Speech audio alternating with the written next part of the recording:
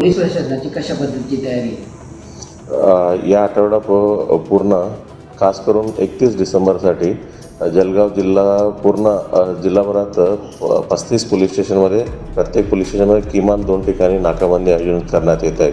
खास करून जळगाव शहर, भुसावळ शहर, चाळीसगाव शहर, अमळनेर शहर अशा शहरी भागातलं जिथं जिथं आवश्यकतानुसार जास्त ठिकाणी देखील नाकाबंदी करण्यात येत आहेत. जळगाव शहरामध्ये विशेषतः 15 ते 16 ठिकाणी निवडलेलं आहे जिथं आपण नाकाबंदी करणार आहे आणि विशेषतः ड्रंक ड्रायव्हिंग आणि रॅश ड्रायव्हिंग याच्या दोन्ही गोष्टीवर आम्ही पाहणी करणार आहे.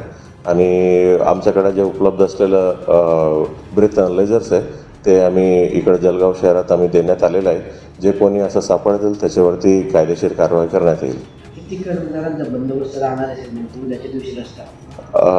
उद्याच्या दिवशी आपला जळगाव पोलीसमध्ये जवळपास 1800 पोलीस कर्मचारी आणि 120 पोलीस अधिकाऱ्यांचा बंदोबस्त नेमण्यात येणार आहे. सर, आता व्यतिरिक्त ड्रंक अँड ड्राईव्हच्या पण ज्या गोष्टी घडतात तर या संदर्भात काय आपला उपाययोजना असणार? ड्रंक अँड ड्रायव्हिंगच्या साठी आम्ही ब्रेथ अनलायझर देण्यात आलेला आहे आणि जिथं ब्रेथ अनलायझरचा उपलब्ध नाही आहे आणि एकदम क्लिअर दिसत आहे तो ड्रंक आहे म्हणून त्या संदर्भात आम्ही संबंधित जवळपास सिव्हिल हॉस्पिटलला घेऊन जाणार आहे आणि त्यांची तपासणी करून पुढील योग्य तो कायदेशीर कारवाई करणार आहे.